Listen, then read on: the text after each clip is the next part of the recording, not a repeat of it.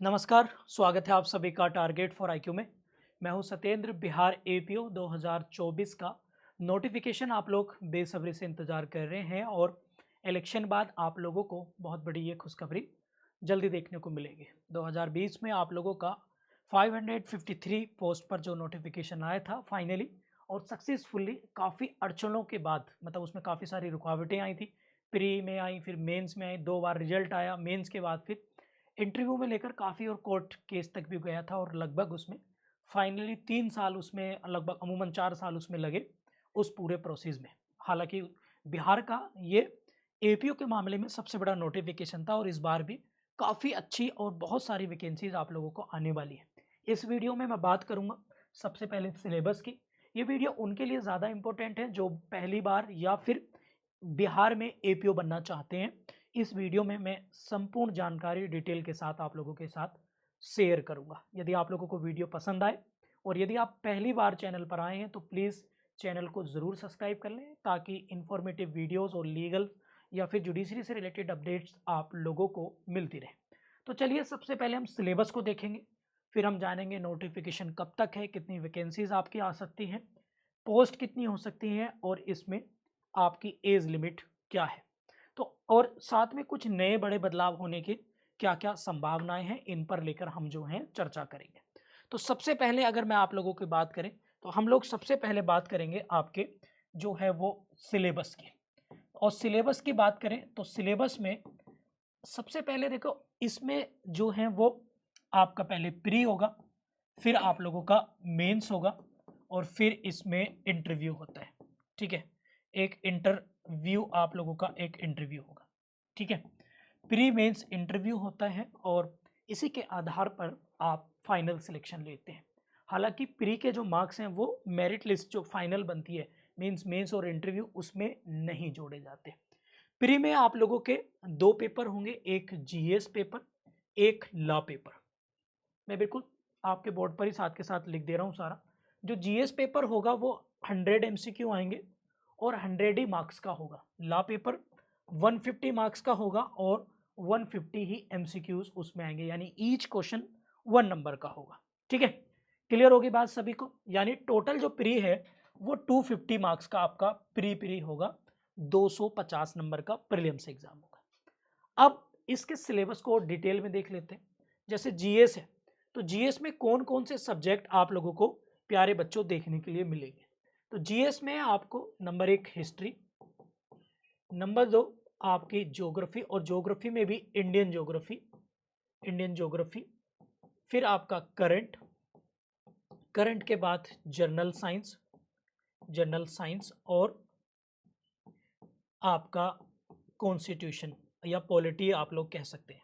Constitution या polity आप लोगों को देखने के लिए मिलेगा। यानी 5 सब्जेक्ट जीएस पेपर में आपको मिलेंगे जिसमें करंट अफेयर, हिस्ट्री, ज्योग्राफी और आपका इंडियन पॉलिटी और जनरल साइंस ये होंगे।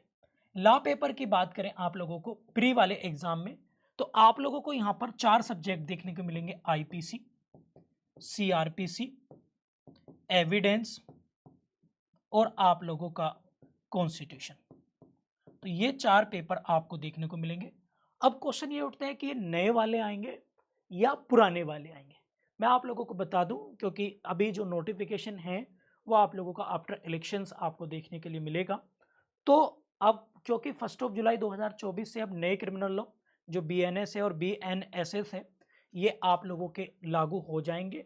तो मोस्ट प्रोबेबिलिटी है, क्योंकि केरल ने और Uttar Pradesh higher judicial service ने भी नए क्रिमिनल लॉ को सिलेबस में डाल दिया है, तो संभावना यही है 99% कि नए एक्ट आप लोगों को अब इसमें पढ़ने पड़ेंगे। इवन दो आप लोगों को तब तक पुराने और नए दोनों को साथ में पढ़ना है जब तक चीज़ें क्लियर ना हो जाए, क्योंकि सेक्शन ही चेंज हो रहे हैं, कुछ प्रोविजन चेंज हो रहे हैं। कॉन्सेप्ट और थ्योरेटिकल मीन्स वो पुराने ही बेस्ड आपको काम करेंगे। मतलब मर्डर है तो मर्डर की डेफिनेशन वही है, चोरी है तो चोरी की डेफिनेशन थेफ्ट की वही है। तो ये चीज़ें आप लोगों को ध्यान में रखनी पड़ेगी।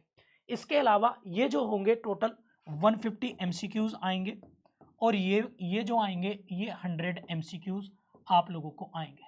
ठीक है, जैसे हिस्ट्री है आपकी तो 30 नंबर की आएगी, जनरल साइंस 30 की, करंट अफेयर 20 का और बाकी इंडियन ज्योग्राफी 20। इस तरह से मैं आप लोगों को डिटेल इसकी जीएस को लेकर एक अलग डिटेल बताऊंगा कि कौन से टॉपिक पढ़ने कौन से नहीं पढ़ने, करंट अफेयर कब पढ़नी है कब नहीं पढ़नी, वो डिटेल में आपको मैं बताऊंगा। तो ये तो हो गया प्री का। अब प्री के बाद बात आती है कट ऑफ की। तो लास्ट ईयर क्योंकि एक ह्यूज अमाउंट में आपकी वैकेंसी आई थी, पोस्ट आई थी, और पोस्ट थी 553 पोस्ट थी। और ऐसे में 150, अगर हम मॉडरेट लेवल का पेपर देखें तो 150 में से जो कट ऑफ गई थी वो गई थी 138.75। ये कट ऑफ जो है आपकी गई थी, मैं जर्नल की बात कर रहा हूँ, मतलब और आप अपने हिसाब से कंपेयर कर लें। तो ये वैकेंसीज जो हैं काफ़ी ज़्यादा थी। अगर आप मान लेते हैं कि वैकेंसी की बात करें तो वैकेंसी जो सुनने में आ रही है वो 300 के आसपास वैकेंसी आपकी आएंगी, मतलब ऑलमोस्ट इससे आधी वैकेंसी आपकी आएंगी। तो सीधी सी बात है कट ऑफ पर फर्क पड़ेगा।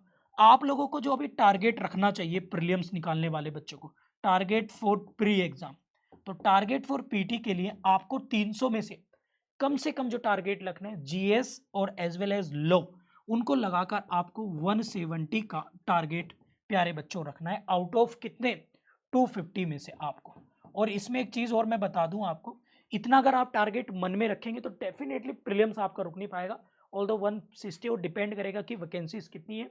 इसमें आपके प्रीलिम्स में 1/4 की भैया निगेटिव मार्किंग भी है। निगेटिव मार्किंग आप लोगों को याद रखना है, ठीक है भाई। एक एक चीज क्लियर हो रही है।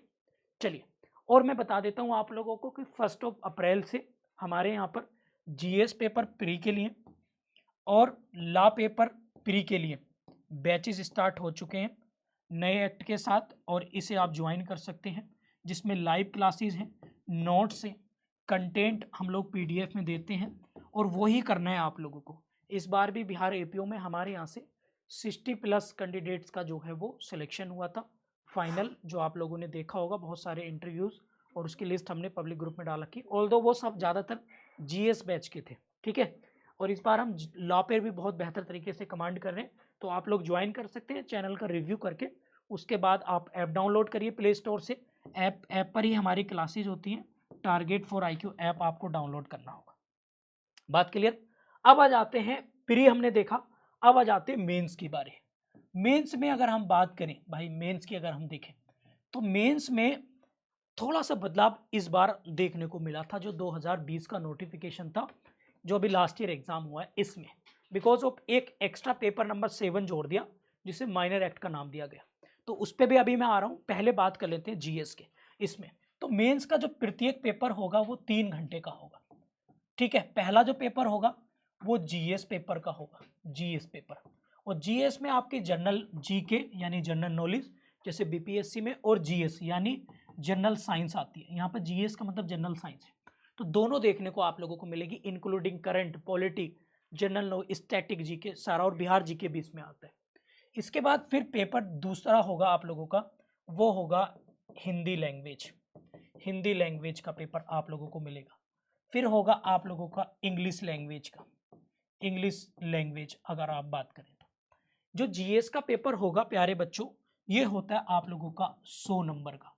जो लैंग्वेज का पेपर होगा ये 100 नंबर का, और ये भी 100 नंबर का। परंतु लैंग्वेज वाले दोनों पेपर में आपको क्वालिफाइंग मार्क्स हैं, यानी 30 मार्क्स लाने मैंडेटरी हैं। यदि 30 मार्क्स से कम आपके मार्क्स आते हैं तो आप डिसक्वालीफाई हो जाएंगे।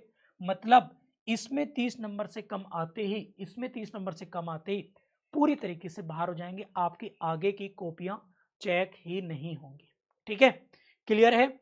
इसके बाद अब लॉ के पेपर स्टार्ट हो जाते हैं। तो पहला लॉ का पेपर जो होगा आप लोगों का, लॉ का पहला पेपर कह लीजिएगा, या पेपर नंबर क्रम में देखें तो 4th नंबर होगा आईपीसी का। ये भी 3 घंटे का होगा, परंतु ये 150 मार्क्स का होगा।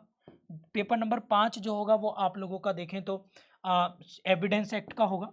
एविडेंस एक्ट का भारतीय साक्ष्य अधिनियम, जो भारतीय BSA बना है, BS से अब ये हो गया, तो ये भी 150 मार्क्स का होगा। और नंबर 6 पे आपका CRPC जो BNSS बना है 150। ये 150 के तीनों पेपर होंगे, ठीक है।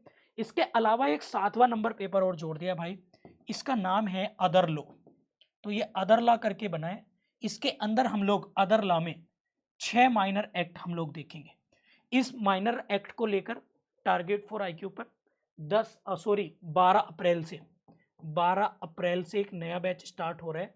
मेंस को लेकर, तो आप लोग इसे ज्वाइन कर सकते हैं, ठीक है, हमारे ऐप पर ही। इसकी अलग फीस रखी है और इसकी फीस केवल 1000 रुपये है इस पेपर की मेंस की। इसमें मेंस पॉइंट ऑफ व्यू से सारे एक्ट करेंगे हिंदी इंग्लिश में। अब देख लेते हैं कि इसमें अगर हम देखें तो कौन कौन से सब्जेक्ट इसमें देखने को मिलेंगे आपको। तो नंबर 1 है आर्म्स एक्ट, आप लोगों को मिलेगा इसमें देखने के लिए।